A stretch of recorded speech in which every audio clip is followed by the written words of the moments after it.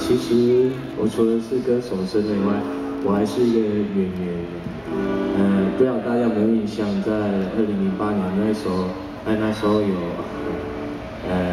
金马奖的颁奖典礼现场，那时候有一个很有名的电影叫《海角七号》，知道吗？那时候不是有一个我觉得到现在他还是很受大家欢迎的一个演员，叫茂博，田中千惠，知道吗？知道。他不是那时候茂博入围金马奖最佳新人，是号称全台湾最老的新人。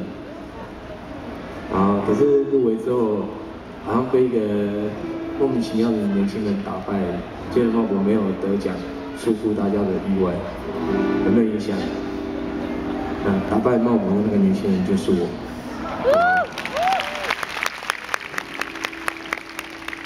但今天我没有要演戏给大家看，我今天会唱歌给大家。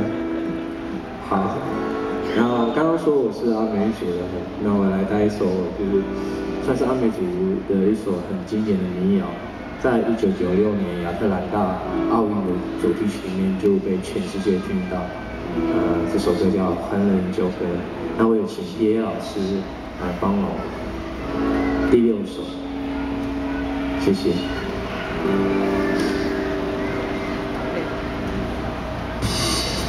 带这首歌《欢乐饮酒歌》的幸福。